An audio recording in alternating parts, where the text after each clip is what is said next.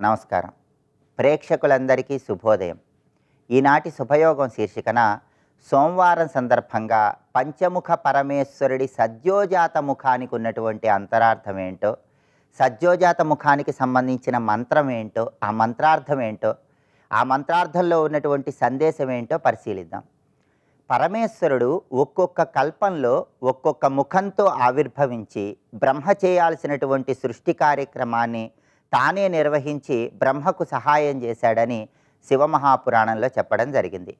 పరమేశ్వరుడు శ్వేతలోహిత అనే పేరు కలిగిన కల్పంలో చంద్రుడిలాగా తెలుపు రంగులో ప్రకాశిస్తూ తెల్ల కలువ పువ్వు రంగుతో ఉన్నటువంటి ప్రత్యేకమైన ముఖంతో ఆవిర్భవించాడు. దాన్నే సద్యోజాత ముఖము అనే పేరుతో పిలుస్తారు. ఈ సద్యోజాత ముఖానికి సంబంధించి వేదంలో చెప్పబడిన మంత్రం ఏంటంటే, సద్యోజాతం ప్రపద్యామి సద్యోజాతాయ వై నమో నమః, భవే భవే నాతి భవే భవస్వ మాం భవోద్భవాయ నమః. ఇది వేదంలో సద్యోజాత ముఖానికి సంబంధించి చెప్పబడిన మంత్రం. ఈ మంత్రంలో ఉన్న అర్థాన్ని మనం పరిశీలించినట్లయితే, ప్రతి మానవుడికి కూడా కర్మ ఫలితాలను అనుసరించి అనేక జన్మలు సంప్రాప్తిస్తూ ఉంటాయి. అయితే ఈ సద్యోజాత మంత్రంలో మనం పరమేశ్వరుని ఎలా ప్రార్థిస్తున్నామంటే, శివానుగ్రహం పొందటానికి ఈ జన్మలోనే పరమేశ్వరుడి వైపు మనస్సు లగ్నం కావాలని ప్రార్థించటమే ఈ మంత్రంలో ఉన్న అంతరార్థం. ఇదే నా ముఖ్యమైనటువంటి జన్మ, ఈ జన్మను ఇచ్చినటువంటి పరమేశ్వరుడికి నమస్కారము, ఈ జన్మకు నమస్కారము, ఈ జన్మ ద్వారా పరమేశ్వర పాద పద్మాలను నేను ఆశ్రయించగలగాలి, నా జీవితాన్ని చరితార్థం చేసుకునే విధంగా పరమేశ్వర భావన నాకు ఆలోచనగా రావాలి అని ప్రార్థించడమే ఈ సద్యోజాత మంత్రంలో ఉన్నటువంటి అంతరార్థం. ఈ సద్యోజాత ముఖము మనకి సృష్టి కార్యక్రమాన్ని తెలియజేస్తుంది, సృజనాత్మక శక్తిని తెలియజేస్తుంది. అంటే ఒక మంచి ఆలోచన ప్రారంభించినప్పుడు ఆ ఆలోచన విజయవంతం కావటానికి సద్యోజాత మంత్రాన్ని జపించుకోవాలి. సృజనాత్మకమైనటువంటి కార్యక్రమాలు ప్రారంభించినప్పుడు ఆ సృజనాత్మక కార్యక్రమాలు విజయ మార్గంలో ముందడుగు వేయటానికి పరమేశ్వరుడికి సంబంధించిన సద్యోజాత మంత్రాన్ని జపించుకోవాలి. అంటే పరమేశ్వరుడు సృష్టి కార్యక్రమానికి సంకేతంగా సద్యోజాత రూపంలో అవతరించాడు. సృష్టిని నియంత్రణలో ఉంచుతూ సృజనాత్మక శక్తిని పెంపొందింపజేయమని పరమేశ్వరుడు మనందరికీ అద్భుతమైన సందేశం ఇస్తున్నాడు. కాబట్టి పంచముఖ పరమేశ్వరుడి 5 ముఖాలలో ఈ సద్యోజాత ముఖం ద్వారా మానవాళికి వచ్చినటువంటి సందేశం ఏంటంటే, ఈ జన్మను చరితార్థం చేసుకోవటానికి పరమేశ్వరుడి పాదపద్మాలను ఆశ్రయిస్తూ సృజనాత్మకతను పెంపొందింపజేసుకొని పరమేశ్వర భావాన్ని మనలో లయం చేసుకోవాలని చెప్పటమే ఈ సద్యోజాత మంత్రంలో ఉన్నటువంటి అంతరార్థం. కాబట్టి ముఖ్యమైనటువంటి పని ఏది ప్రారంభించినా, సృజనాత్మక కార్యక్రమాలు ఏవి ప్రారంభించినా అవన్నీ విజయవంతం చేసుకోవాలంటే సద్యోజాతం ప్రపద్యామి సద్యోజాతాయ వై నమో నమః, భవే భవే నాతి భవే భవస్వ మాం భవోద్భవాయ నమః అనుకుంటూ ఆ కార్యక్రమాన్ని ప్రారంభిస్తే ఆ కార్యక్రమాన్ని దిగ్విజయంగా పూర్తి చేసుకోవచ్చు. అది ఈ సద్యోజాత మంత్రంలో ఉన్నటువంటి విశేషార్థం. దీని నుంచి మనం తెలుసుకోవాల్సినటువంటి సందేశంగా గుర్తించాలి.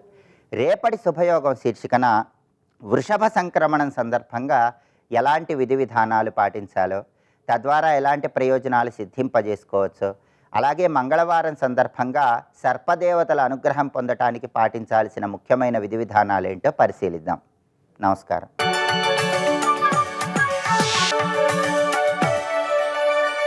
నందకిశోర నవనీత చోర నాదవిహార శ్రీధర, నందకిశోర నవనీత చోర నాదవిహార శ్రీధర. మానవ జాతికి భగవద్గీత చెప్తున్న గొప్ప మాట ఏంటంటే, మోక్షం కావాలంటే ఈ విధంగా ఉండు. నీకు మోక్షం గురించి ఏమీ తెలియదా, కేవలం సత్కర్మలు భగవత్ స్మరణతో చేస్తూ ఉండు, అంతే. ఈ రెండే తెలుసుకుంటే చాలు, నీకేమీ లేదు. ఏవి శాస్త్రం నిషేధించిందో ఆ కర్మల జోలికి వెళ్ళకు, తామసాన్ని విడిచిపెట్టు, రాజసం నుంచి సాత్వికంలోకి వెళ్ళు. ఇదే మొత్తం గీత యొక్క సారం ప్రపంచానికి బోధిస్తున్నది. సులభమైన మార్గం నాయన ఇది. ఇక్కడ చక్కగా త్యాగబుద్ధితో చెయ్యు, ఫలత్యాగం చెయ్యి. ఎందుకంటే ఫలం కావాలని నువ్వు తెగ పాకులాడినా నీకు ఏది రావాలో అదే వస్తుంది. ఇచ్చేవాడిని నేనే. అందుకే నన్నే దృష్టిలో పెట్టుకుని త్యాగబుద్ధితో చేసేవనుకో తప్పకుండా అది చిత్త సంస్కారాన్ని, బ్రహ్మజ్ఞానాన్ని, మోక్షాన్ని ఇస్తుంది కదా. అందుకే భగవానుడు చాలా సులభమైన మార్గమే చెప్పాడు. ఇందులో కష్టమేముంది ఇక్కడ? ఏం మానేయమన్నాడు? చెయ్యన్నాడు. మంచిది చెయ్యి, నీకు విధించింది చెయ్యి, అది అర్పణ బుద్ధితో చెయ్యి, అహంకారం విడిచిపెట్టి చెయ్యి, అంతే కదా. ఇందులో ఏమైనా కష్టం ఉందా? అహంకారం విడిచిపెట్టు, త్యాగం చేయన్నాడు, అంతే. ఇందులో ఏమైనా కష్టం ఉందండి? అందుకే సులభం నాయనా, కొద్దిపాటి పాటించినా తరించిపోతావు. స్వల్పమప్యస్య ధర్మశత్రాయితే మహతో భయాత్. మొదలు చెప్పిన మాటలు మరువురాదు, అవి గుర్తు తెచ్చుకోవడానికి అధ్యాయం ఇక్కడ చాలా సులభం. వెల సులభము ఫలిమధికము. అందుకే పరమ ఆయాసపడి ఏదో తరించాలనుకుంటావు, కానీ నిజంగా తరించాలంటే అంత ఆయాసం అక్కర్లేదు, ఇంత సులభం అండి ఇక్కడ. అందుకు కొంతమంది ఇన్ని మంత్రాలు, ఇన్ని అనుష్ఠానాలు, ఇన్ని చేస్తూ ఉంటారు. పైగా చేస్తూ ఉంటే నాకు ఇది కనబడింది, అది కనబడింది అంటూ ఉంటారు ఇక్కడ. అంటే మత్తులోకి వెళ్ళేటప్పుడు నిద్రలో స్వప్నాదుల వలె అది చేస్తూ చేస్తూ వెళ్ళిన మత్తులు అవి ఇవి కనబడుతుంటాయి. అవన్నీ దర్శనాలను భ్రమిస్తూ ఉంటారు. అసలు కనబడే వస్తువు కాదు అది అని చెప్తున్నాడు ఇక్కడ. అనుభవైక వేద్యం అనేటువంటి వస్తువు అది ఇక్కడ. దాని గురించి వివరిస్తున్నాడు. అలాగని భగవత్ సాక్షాత్కారాలు ఉండవని కాదు, సాక్షాత్కరించుకోదగ్గ తపస్సు. అదే సాక్షాత్కారం అయితే ఎలా ఉంటుందండి? ఒక ఆయన జగన్నాథ స్వామిని చూడాలని ఎప్పటి నుంచో అనుకుంటున్నట్ట. అందరూ వెళ్తుంటారు పూరి జగన్నాథం, అందరూ ఒకలాంటి భక్తులు గారు. జగన్నాథ స్వామిని చూడాలని వెళ్తున్నాడు. ఎన్నాళ్ళు తప్పించిపోయాడు, ఆఖరికి ఏర్పాటు చేసుకున్నాడు. పూరికి దగ్గర వెళ్తుంటే కొంతమంది వస్తున్నట్ట. మీరు ఎక్కడి నుంచి వస్తున్నాను? పూరి నుంచి వస్తున్నానండి అన్నారు. జగన్నాథ స్వామి దగ్గరికి వెళ్ళారా? అవునండి. అక్కడికి వెళ్ళి మళ్ళీ వస్తున్నారా అన్నట్టండి. ఎవరికి అర్థం కాదు. అలాంటి ఒక వ్యక్తిత్వం ఒకటి ఉంటుందని కూడా మనకు తెలియదండి ఇక్కడ.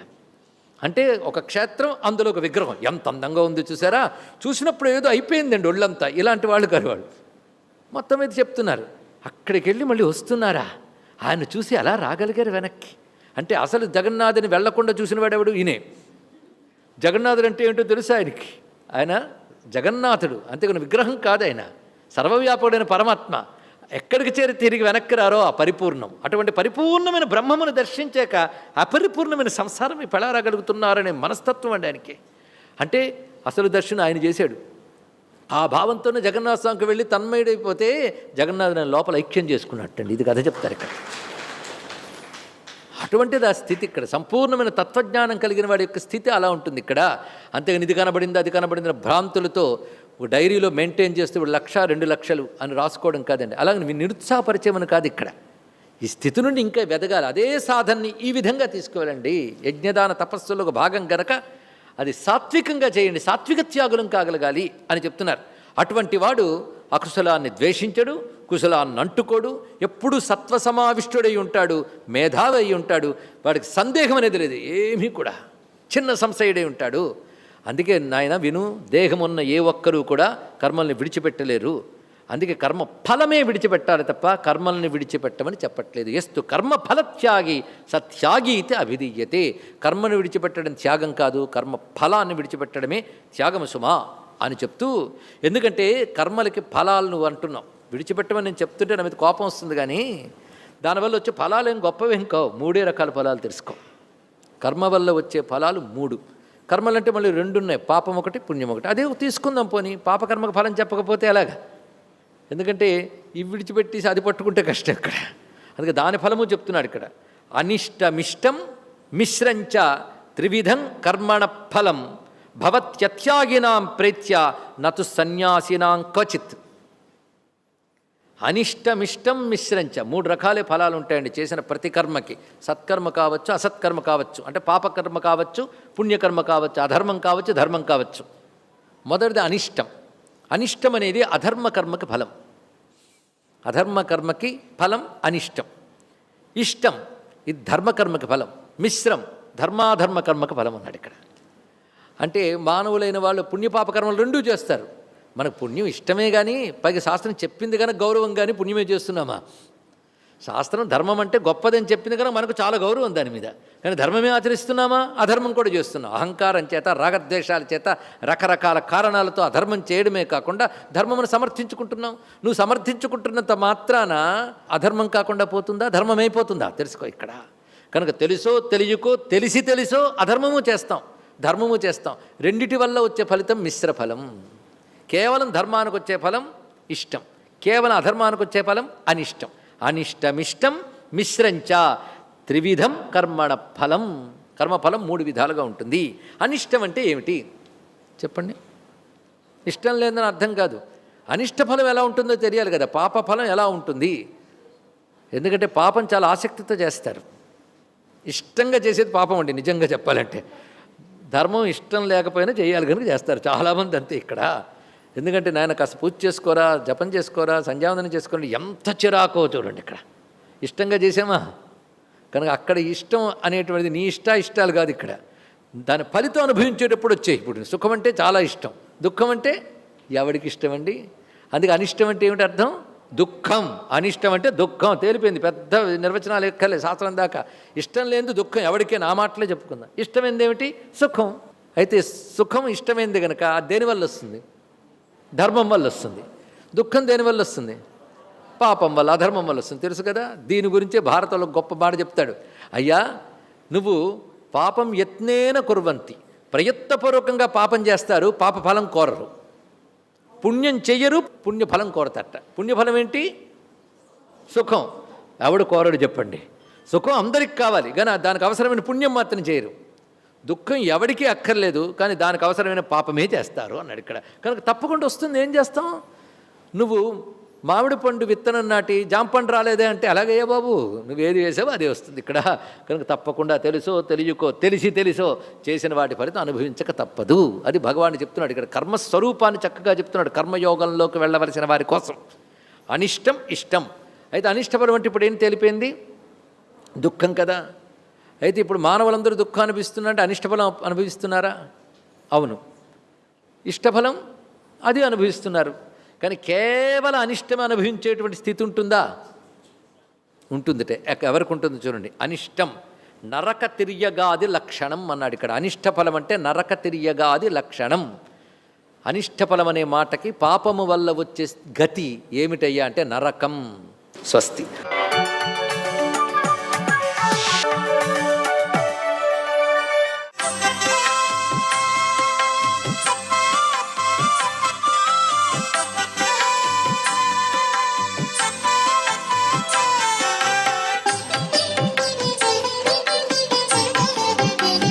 ఓం నమో నారాయణాయ. ఓం నమశివాయ. శ్రీమాత్రే నమః.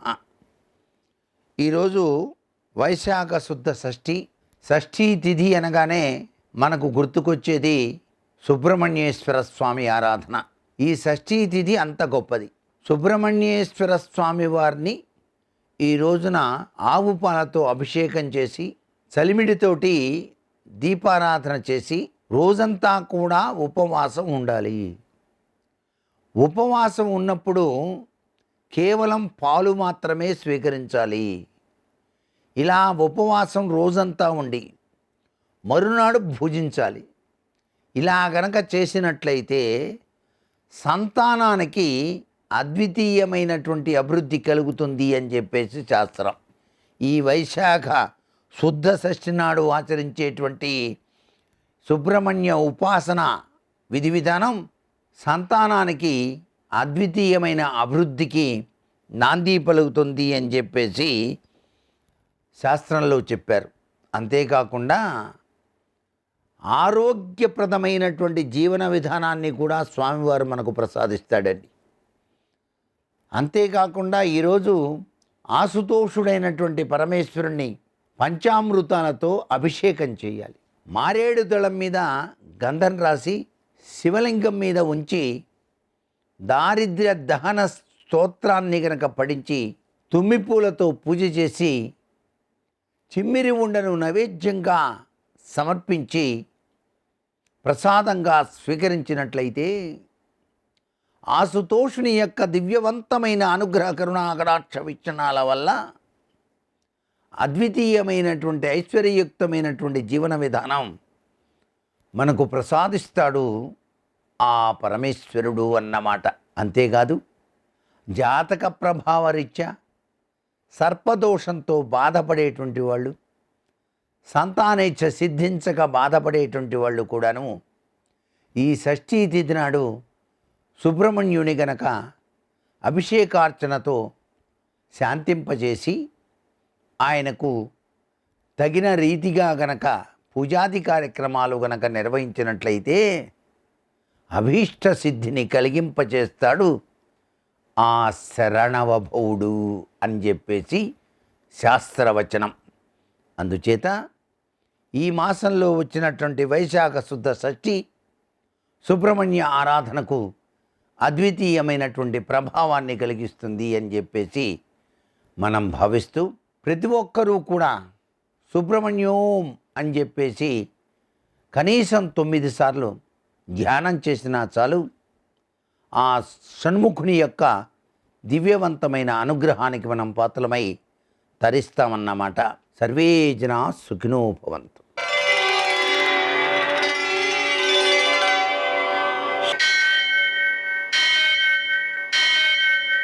సహస్రశీరుషం దేవం విశ్వాక్షం విశ్వశంభువం విశ్వం నారాయణం దేవమక్షరం పరమం పదం విశ్వతః పరమాం నిత్యం విశ్వం నారాయణగుం హరిం విశ్వమేవేదం పురుషస్తద్విశ్వముపజీవతి పతిం విశ్వస్యాత్మేశ్వరగుం శాశ్వతగుం శివమచ్యుతం నారాయణం మహాజ్ఞేయం విశ్వాత్మానం పరాయణం.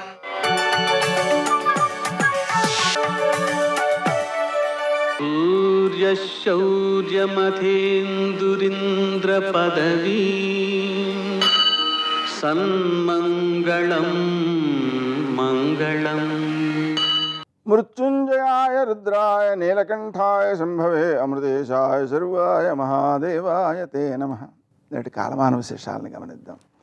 స్వస్తి శ్రీ చాంద్రమాన క్రోధినామ సంవత్సరం ఉత్తరాయణం వసంత ఋతువు వైశాఖ మాసం శుక్లపక్షం సోమవారం. సూర్యోదయం 5:49 సూర్యాస్తమయం 6:36. తిథి షష్ఠి రాత్రి 2:56 వరకు. నక్షత్రం పునర్వసు. ఉదయం 11:26 వరకు. వర్జం రాత్రి 8 గంటల నుంచి 9:43 వరకు. దుర్ముహూర్తం మధ్యాహ్నం 12:38 నుంచి 1:29 వరకు. మరల మధ్యాహ్నం 3:11 నుంచి 4:03 వరకు. అమృతకాలం ఉదయం 8:57 నుంచి 10:36 వరకు.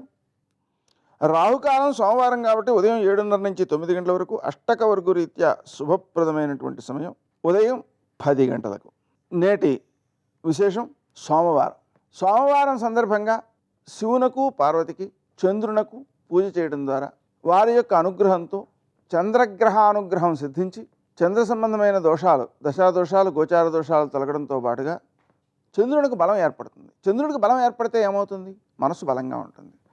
మనసంటూ ఉత్సాహంగా ఉంటే ఏ లోపాలున్నా సవరించుకోగలుగుతాం. మనసంటూ ఉత్సాహంగా లేకపోయినట్లయితే ఎంత బలమున్నా ఎంత సామర్థ్యం ఉన్నా ఎందుకు పనికిరావు.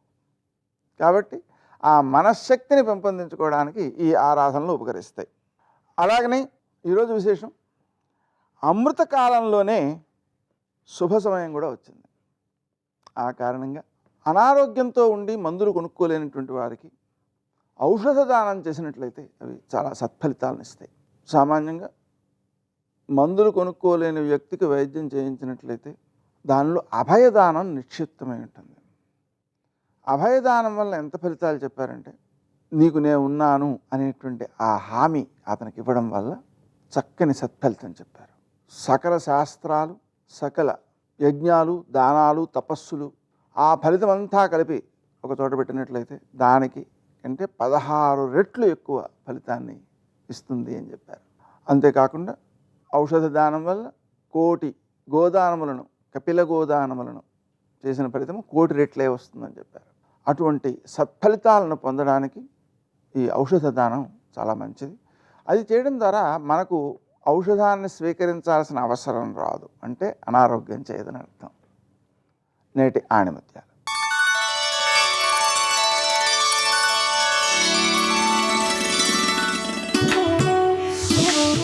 కాలం కంటే విలువైనది ఏదీ లేదు. దాన్ని దుర్వినియోగం చేయకూడదు.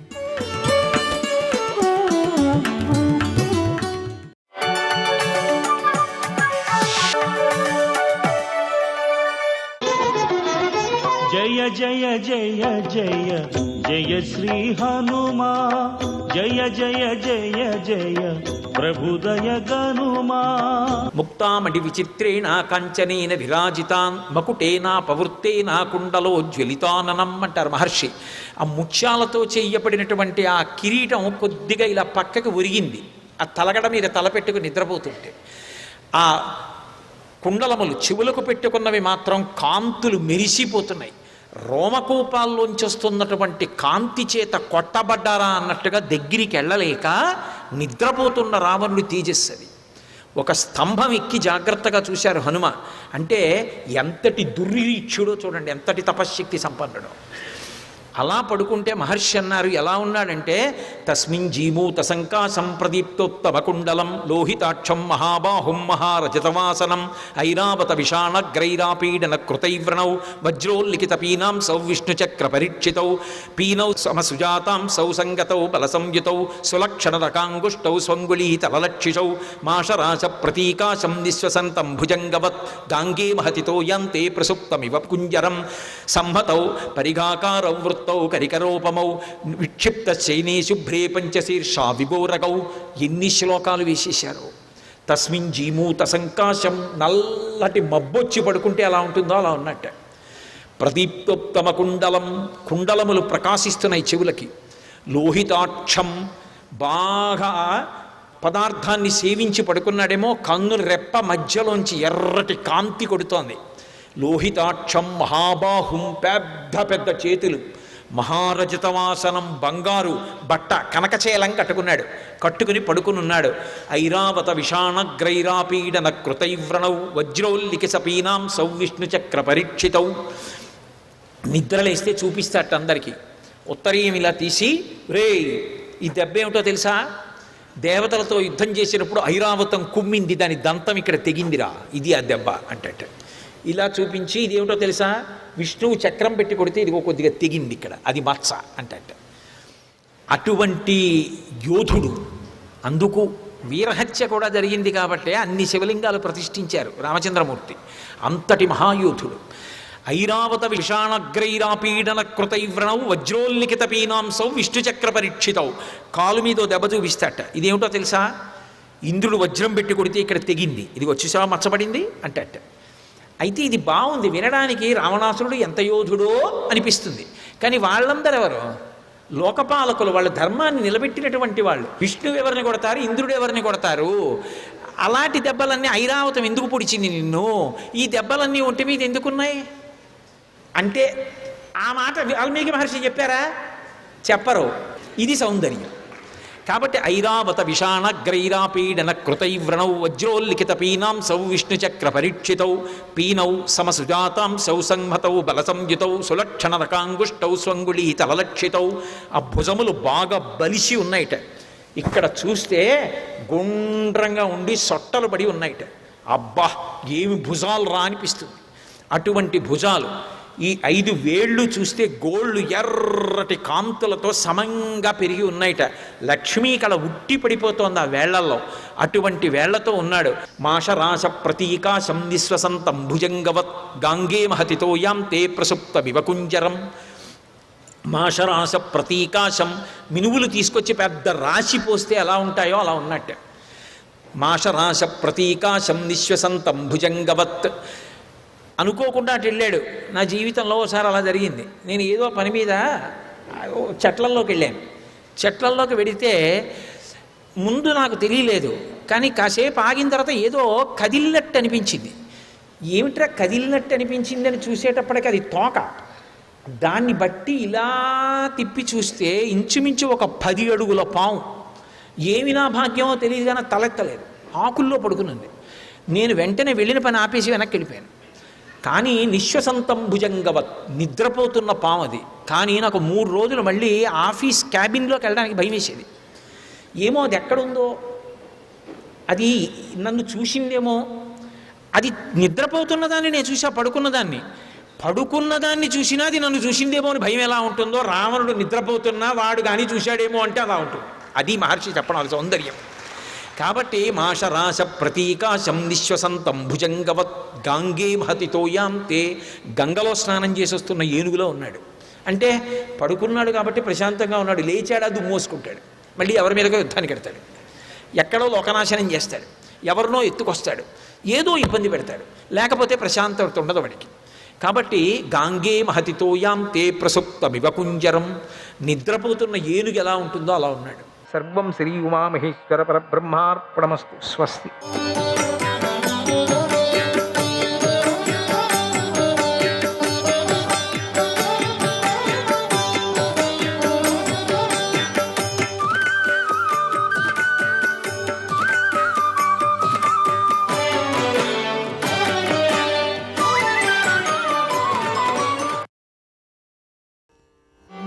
సుహృదాయదిదం వాక్యం సుహృదాయదిదం వాక్యం భవతా శ్రావితో యహం నమాం ప్రీణాతి తత్ సర్వం నమాం ప్రీణాతి తత్ సర్వం ముమూర్షోరివ భేషజం ముమూర్షోరివ భేషజం.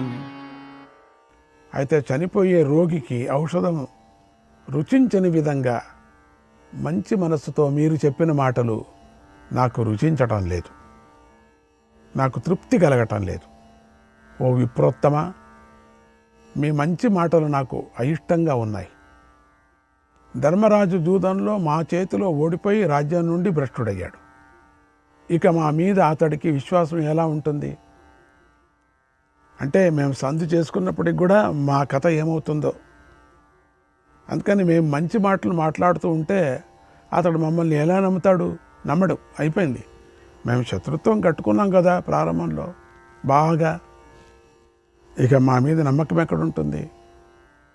శ్రీకృష్ణుడు కూడా అంతే. ఇక ఆయన చెప్పాల్సిన పని లేదు. ఆయన పాండవుల మేలును కోరుకుంటూ ఉంటాడు, సత్యము ధర్మం తట్టే ఉంటాడు. ఆనాడు ఆయన దూతగా నా దగ్గరకు వచ్చాడు. అప్పుడు నేను శ్రీకృష్ణుడిని మోసగించాను. ముందు వెనుకలు ఆలోచించకుండా చెయ్యకూడని చెడ్డ పనిని కూడా చేసేశాను. ఇప్పుడు ఆయన నా మాటను ఎలా అంగీకరిస్తాడు? అంగీకరించడు కదా. ఆనాడు ద్రౌపదిని సభా మధ్యానికి బలవంతంగా తీసుకొని వచ్చాను. అప్పుడు ఆమె ఎంతో దుఃఖించింది. ఆ ద్రౌపది విలాపాన్ని, మనం పాండవుల రాజ్యాన్ని దొంగలించటాన్ని కృష్ణుడు గుర్తుపెట్టుకున్నాడు. అందుకు కృష్ణుడు ఏమాత్రం సహించడు కదా. ఏక ప్రాణా ఉభౌ కృష్ణో ఏక ప్రాణా ఉభౌ కృష్ణో అన్యోన్యమభిసంశ్రితౌ పురాయచ్యుతమేవాసీత్ పురాయచ్యుతమేవాసీత్ అద్య పశ్యామి తత్ప్రభో అద్య పశ్యామి తత్ప్రభో. కృష్ణార్జునులు ఇద్దరినైనా వారి శరీరాలు వేరుగా ఉన్నాయి. ఇద్దరైనప్పటికీ కూడా వారి శరీరాలు వేరుగా ఉన్నా వారిది ఒకే ప్రాణం కనుకనే ఒకరొకరు ఆశ్రయించుకొని ఉంటారు. పూర్వం నేను వారి గురించి విన్నది సత్యమే, ఇప్పుడు ప్రత్యక్షంగా నేను చూస్తున్నాను. శ్రీకృష్ణుడు తన మేనలుడైనటువంటి అభిమన్యుడు మన చేతిలో మరణించడాన్ని విని అతి కష్టం మీద నిద్రిస్తున్నాడు. అతడికి నిద్రే రావటం లేదు. మనం అభిమన్యుడిని చంపి ఘోరమైన అపరాధం చేశాం కనుక ఆయన మనను ఎలా క్షమిస్తాడు? ఒక్క కృష్ణుడే కాదు, అభిమన్యుడు మరణించినందుకు అర్జునుడు కూడా శాంతంగా లేడు. మనము ఆ అర్జునుడిని ఎంతగా ప్రార్థించినా నిజంగా అతడు శాంతించడు, మనకు మేలు చేకూర్చడు. ఇక భీముడి విషయం చూడు. అతడు పాండవులలో మధ్యముడు, బలవంతుడు, భయంకరమైన ప్రతిజ్ఞ చేశాడు. ఎంత ఓదార్చినా భీముడు కూడా తలవంచనే వంచడు. అలాగే నకుల సహదేవులు కూడా వారిద్దరూ అస్త్రాలను కవచాలను ధరించున్నారు. నాతో వైరం పెంచుకొని ఉన్నారు. యముడిలాగా అతి భయంకరంగా ఉన్నారు వాళ్ళు. ఇక దృష్టద్యుమ్నుడు, శిఖండి కూడా అంతే. వారు నాతో శత్రుత్వం పెంచుకున్నారు. వారిక నాకు శుభాన్ని ఎలా కోరుకుంటారు? ఎవరూ నా తట్టు మాట్లాడరు మనం సంధికి వెళితే. ఋతుమతి అయినటువంటి ద్రౌపదిని అందరూ చూస్తూ ఉండగా దుశ్శాసనుడు సభలోకి ఈడ్చుకొని వచ్చాడు కదా. దీనురాలై ఉన్న ద్రౌపదిని వివస్త్రను చేశాడు. ఇదంతా పాండవులు గుర్తు చేసుకుంటూనే ఉంటారు కదా. కనుక వారిని యుద్ధం నుండి మరలించడం సాధ్యమే కాదు. ద్రౌపదికి మనం కష్టం కలిగించినప్పటి నుంచి ఆమె మనపై పగబట్టింది. మన వినాశనాన్ని కోరుతూనే ఉంది. ప్రతీకారం తీర్చుకోవాలని వ్రతం పట్టింది కూడా. నియమాలంతా ఆచరిస్తూ నిత్యము నేల మీదే శయనిస్తుంది. తన భర్తల కోరిక తీరాలని, వారికి విజయం లభించాలని ద్రౌపది ఉగ్రమైన తపస్సు చేస్తుంది. భర్తలను ముట్టదు ఆ విధంగా తపస్సు చేస్తూ ఉన్నది. ఆ ద్రౌపదికి శ్రీకృష్ణుడి సోదరి అయినటువంటి సుభద్ర సేవలు చేస్తుంది. మానాభిమానాలను విడిచి పరిచర్యలు కూడా చేస్తుంది. ఇలా పాండవులకు మాకు మధ్య శత్రుత్వం పెరుగుతూనే ఉంది, కానీ నశించటమే లేదు, శాంతించటమే లేదు. అభిమన్యుడి వధ వల్ల పాండవులు బాగా కోపించున్నారు. అలాంటి పాండవులతో నన్నేలా సంధి చేసుకోమంటున్నావు, నన్నేలా సంధి చేసుకోమంటున్నావు? లేదు, వంశకుడి కదా అభిమన్యుడు, వంశకుడినే విరిచేశాం. నేను సమస్త భూమండలాన్ని తిరుగు లేకుండా పాలించాను. అలాంటి నన్ను ఇప్పుడు పాండవుల దయ మీద రాజ్యాన్ని ఎలా అనుభవించమంటారు? నేను రాజులందరిపై సూర్యుడిలాగా ప్రకాశించాను. అలాంటి నన్ను ఇప్పుడు ఒక దాసుడిలాగా ధర్మరాజును ఎలా అనుసరించమంటారు? ధర్మరాజు మాట ఎలా వినమంటారు? నేను స్వయంగా ఎన్నో భోగాలు అనుభవించాను, ఎంతోమందికి ధనధాన్యాలను దానం చేశాను. అలాంటి నన్ను దీనులతో కలిసి దీనంగా ఎలా జీవించమంటారు? మీరు చెప్పిన మాటలు అక్షరాలా సత్యాలే, నిజమే మీరు చెప్పిందంతా. వాటిని నేను తప్పుపట్టడం లేదు, కానీ సంధి చేసుకోవటానికి ఇది తగిన సమయం కాదు అని చెబుతున్నాను. అందుచేత ఇలాంటి పరిస్థితుల్లో మనకు యుద్ధమే మంచిది. ఓ ఆచార్య, ఇది మనకు యుద్ధం చేసే సమయమే కానీ సంధి చేసుకునే సమయం కాదు. నేను ఎన్నో యజ్ఞాలు చేశాను, ఎంతోమంది విప్రులకు దక్షిణలు ఇచ్చాను. నా కోరికలు అన్నీ తీరాయి. నేను వేదపాఠాలు విన్నాను, ఎందరో శత్రువులను అణగదొక్కాను. నా చేత సేవకులు అందరూ కూడా బాగా పోషించబడ్డారు, దీనులంతా ఉద్ధరించబడ్డారు. ఇప్పుడు నేను పాండవులతో సంధి గురించి మాట్లాడటం ఏమైనా బాగుంటుందా? కనుక నేను సంధి గురించి వారితో నేను మాట్లాడను. నేను శత్రు రాజ్యాలను జయించాను, నా రాజ్యాన్నే చక్కగా పాలించాను, ఎన్నో సుఖాలను అనుభవించాను, ధర్మార్థ కామాలను కూడా అనుభవించాను, పితృ క్షత్ర రుణాలను కూడా తీర్చుకున్నాను. నధ్రువం సుఖమస్తీతి, నధ్రువం సుఖమస్తీతి, కుతో రాష్ట్రం కుతో యశః, ఇహ కీర్తిర్విధాతవ్య, ఇహ కీర్తిర్విధాతవ్య, సా చ యుద్ధేన నాణ్యత, సా చ యుద్ధేన నాణ్యత. ఈ లోకంలో ఎవడు ఎప్పుడు సుఖంగా ఉండలేడు. ఇక రాజ్యము యశస్సు అనేవి ఎలా స్థిరంగా ఉంటాయి? ఏది ప్రపంచంలో ఏది స్థిరం లేదు. ఇహలోకంలో కీర్తిని గడించాలి. అది నాలాంటి వాడికి కేవలం యుద్ధంతోనే సాధ్యమవుతుంది. కనుక నేను యుద్ధం చేసే తీరాలి. ఇంట్లో శయ్య మీద మరణించటం అనేది క్షత్రియులకు అధర్మం. కనుక నేను ఇంట్లో ఉండి మరణించకూడదు, యుద్ధభూమిలోనే మరణించాలి.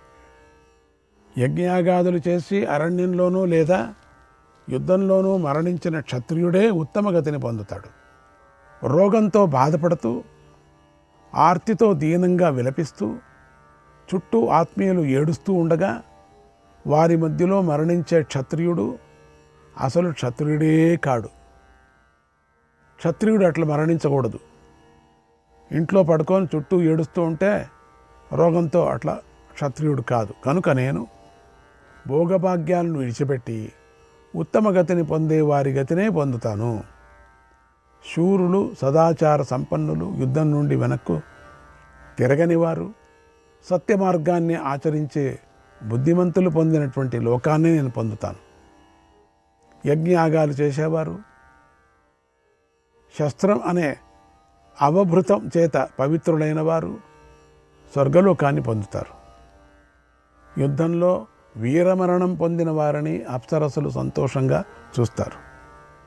వారు దేవసభలో పూజలందుకుంటూ ఉండటాన్ని పితృలోకం చూస్తుంది. వారు స్వర్గంలో అప్సరసలతో కలిసి ఆనందంగా ఉంటారు. దేవతలు యుద్ధంలో వెనక్కు తిరగని శూరులు ఏ మార్గంలో వెళతారో భీష్మ ద్రోణ కర్ణ దుశ్శాసనుడు కలిసి వెళ్ళిన ఆ మార్గంలోనే మనం కూడా వెళదాం. ఎంతోమంది వీరులు నా కోసం యుద్ధం చేసి బాణాలతో గాయపడ్డారు. నా కోసం చేసినటువంటి వాళ్ళు రక్తంతో తడిసిపోయి యుద్ధభూమిలో పడిపోయి ఉన్నారు. చూడు, ఉత్తమ అస్త్రవేత్తలు, శాస్త్రవిధి ప్రకారంగా యజ్ఞాలు చేసే శూరులు, యుద్ధంలో ప్రాణాలు విడిచేవారు ఇంద్రలోకాన్ని పొందారు. పూర్వులు అలా స్వయంగా దారి చూపించిన మార్గంలో ఇప్పుడు రణవీరులు మహావేగంతో చేరిపోతున్నారు అక్కడికి. దానివల్ల మార్గం కిటకిటలాడుతోంది. వీరులెందరో నా కోసం ప్రాణత్యాగం చేశారు. నేను వారిని స్మరిస్తూ వారి రుణం తీర్చుకోవాలని ప్రయత్నిస్తున్నాను. అంతేకాని నాకు రాజ్యం మీద మనస్సు పోవటం లేదు. నేను స్నేహితులను, సోదరులను, పితామహులను పోగొట్టుకున్నాను. ఇప్పుడు కేవలం నా ప్రాణాలను మాత్రమే రక్షించుకుంటే లోకం నన్ను తప్పకుండా నిందిస్తుంది. నేను బంధువులను, ముఖ్యమైన మిత్రులను కూడా పోగొట్టుకుంటున్నాను. వారు లేకుండా ఇప్పుడు నేను ధర్మరాజు పాదాలు పట్టుకొని రాజ్యాన్ని సంపాదిస్తే గౌరవంగా ఉంటుందా? లోకంలో మర్యాదగా ఉంటుందా? కనుక ఇంతవరకు లోక వినాశనాన్ని చేసిన నేను యుద్ధాన్ని ఆపనుగాక ఆపను. యుద్ధమే చేస్తాను. వీర స్వర్గాన్ని పొందుతాను. నాకిక మరో మార్గమే లేదు అన్నాడు. ఆ సమయంలో అక్కడ ఉన్న రాజులు ఆ మాటలు విని సంతోషించారు. ఓ రాజా, బాగా మాట్లాడావు, చాలా బాగా మాట్లాడావు అని దుర్యోధుడిని అభినందించారు. నిజంగా ఇట్లా మాట్లాడేది మహాభారతానికి మొత్తం ఇప్పుడే మాట్లాడింది. ఇట్లా ఇంతవరకు మాట్లాడనే లేదు. ఎప్పుడూ చంపు చంపు చంపు. ఓటమికి సంబంధించిన దుఃఖాన్ని విడిచిపెట్టారు. పరాక్రమం చూపించడానికి సిద్ధపడ్డారు అందరూ కూడా. మహారాజు అట్లా మాట్లాడుతూ ఉండగానే దుర్యోధనుడు చెడ్డవాడే అయినప్పటికీ కూడా బుద్ధిమంతుడు. ఇక అందరూ యుద్ధం చేయాలని నిశ్చయించుకున్నారు. యుద్ధాన్ని మెచ్చుకుంటూ తమ వాహనాలకు విశ్రాంతిని కల్పించారు. 2 యోజనాల దాకా వెళ్ళి నిలబడ్డారు. అక్కడ గల సరస్వతీ నది వద్దకు వెళ్ళారు. అప్పుడు సరస్వతీ నది ఉండింది. సరస్వతీ నది హిమాలయాల్లో ఉన్న పవిత్రమైన నది, శుభప్రదమైన నది. చెట్లులోని శిఖర ప్రాంతంలో ఎర్రని రంగులో గల నీటితో కూడి ఉంది. అందరూ సరస్వతీ నదిలోకి దిగి స్నానాలు చేశారు, నీటిని తాగారు. వారందరూ మనస్సును గట్టి చేసుకొని మళ్ళీ యుద్ధభూమికి వెళ్ళటానికి సిద్ధమయ్యారు. అన్నాడు సంజయుడు. శ్రీకృష్ణాయ పరమాత్మనే నమః. 6వ అధ్యాయం. సంజయుడు ధృతరాష్ట్రుడికి ఇలా చెప్తున్నాడు. ఓ మహారాజా, యుద్ధం చేయాలనుకుంటున్న రాజులందరూ కూడా హిమాలయ పర్వత ప్రదేశానికి వచ్చారు కదా. వారందరూ ఆ రాత్రి అక్కడే గడిపారు. శల్యుడు, చిత్రసేనుడు, శకుని, అశ్వత్థామ, కృపాచార్యుడు, కృతవర్మ, సుషేనుడు మొదలైన ఈ వీరులందరూ అక్కడే రాత్రిని గడిపారు. రణభూమిలో కర్ణుడు చనిపోవటంతోనే నీ పుత్రులు యుద్ధంలో బాగా భయపడ్డారు. వారికి ఎక్కడ కూడా శాంతి దక్కలేదు. ఆ హిమాలయ పర్వత ప్రదేశంలో శాంతిని పొందారు. ఆ సమయంలో వీరులు యుద్ధానికి తగిన ఏర్పాట్లన్నీ చేసుకున్నారు. శల్యుడికి దగ్గరలో ఉన్నటువంటి దుర్యోధనుడితో ఇలా అన్నారు. ఓ రాజా, నువ్వు మాలో ఎవరినో ఒకరిని సేనాపతిని చెయ్యి.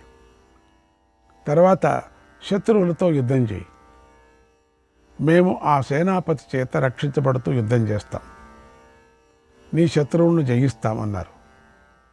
ఆ మాటలు విని దుర్యోధనుడు రథాన్నెక్కి అశ్వత్థామ దగ్గరికి వెళ్ళాడు. అశ్వత్థామ రథికులలో శ్రేష్ఠుడు. అతడికి యుద్ధానికి సంబంధించిన సమస్త విషయాలు తెలుసు. యుద్ధంలో అశ్వత్థామ శత్రువులకు యమధర్మరాజు వంటివాడు. ఆ అశ్వత్థామ సర్వలక్షణ సంపన్నుడు. అటువంటి అశ్వత్థామతో దుర్యోధనుడు ఇలా అన్నాడు, ఓ విప్ర, మీరు గురుపుత్రుడు, మీరే మా అందరికీ దిక్కు. మీ ఆజ్ఞతో మేము సేనాధిపతి కోసమే ఎదురు చూస్తున్నాం. మేము ఎవరి సారథ్యంలో నడవాలి, పాండవులను ఎవరి సహకారంతో గెలవాలి, ఇంకా గెలిచేటువంటి అలాంటి సమర్థుడైన సేనాపతిని మాకు నియమించండి అని కోరాడు.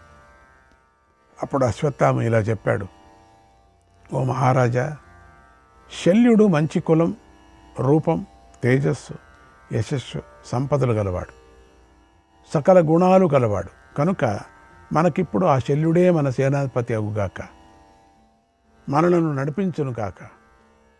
శల్యుడు ఆత్మీయులైన తన మేనల్లునే విడిచిపెట్టేశాడు. కృతజ్ఞతతో మన పక్షంలో చేరాడు. మేనళ్ళను వదిలేసి పాండవ పక్షంలో ఉండిన వాళ్ళను మన పక్షంలో చేరాడు. అతడు గొప్ప సైన్యం కలవాడు, మహాబాహువు, రెండవ కుమారస్వామి వంటివాడు. ఏనం సేనాపతిం కృత్వా నృపతిం నృపసత్తమా శక్యః ప్రాప్తుం జయోస్మాభిః దేవైస్కందమివాజితం.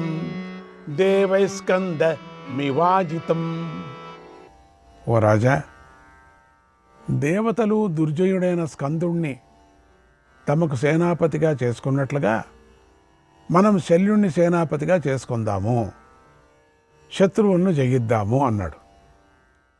ఆ మాటలు విని రాజులందరూ వెంటనే శల్యుడి చుట్టూ చేరారు. జయ జయధ్వనాలు చేశారు.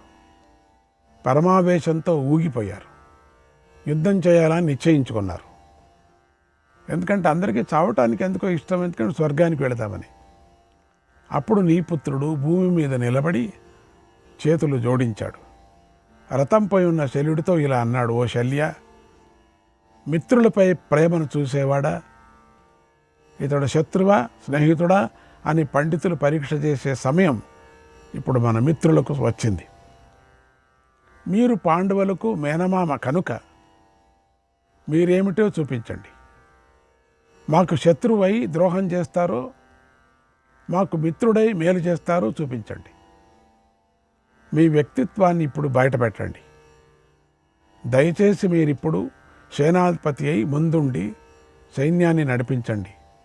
మీరు గనక యుద్ధానికి వెళ్ళగానే మందబుద్ధులైన ఆ పాండవులు, పాంచాలురు, వారి మంత్రులు అందరూ కూడా నిశ్చేష్టులైపోతారు అన్నాడు. ఆ మాటలు విని మద్రదేశరాజు అయిన శల్యుడు ఇలా అన్నాడు, ఓ కురురాజా, నేను మీరు అనుకున్న దానిని చేస్తాను. నేను మీకు శత్రువును కాదు, మిత్రుడనే. నా ప్రాణం, నా రాజ్యం, నా సంపద అన్నీ మీకు మేలు చేయటం కోసమే ఉన్నాయి అన్నాడు. అప్పుడు దుర్యోధనుడు, మామ, మీరు మాకు కూడా మామే అవుతారు కనుక సాటి లేని మిమ్మల్ని నేను సేనాధిపతిగా ఎన్నుకొన్నాను కనుక మమ్మల్ని మీరు రక్షించండి. ఓ వీరా, పూర్వం ఇంద్రుడు రాక్షసులను జయించినట్లుగా ఇప్పుడు మీరు శత్రువులను జయించండి అని కోరాడు దుర్యోధనుడు. అంటే ఇప్పుడు శల్యుణ్ణి సేనాధిపతిగా చేస్తున్నారు, కోరుకున్నాడు. శ్రీకృష్ణాయ పరమాత్మనే నమః. 7వ అధ్యాయం. సంజయుడు ధృతరాష్ట్రుడికి ఇలా చెప్పాడు, ఓ మహారాజా, దుర్యోధనుని మాటలు విని శల్యుడు ఇలా అన్నాడు, ఓ దుర్యోధన, నువ్వు కృష్ణార్జునులను రతికులలో శ్రేష్ఠుడని భావిస్తున్నావు. ఆ నీ ఊహ తప్పు. ఎందుకంటే వారు బాహుబలంలో నాతో సమానమైన వారు కారు. శ్రీకృష్ణాయ పరమాత్మనే నమః.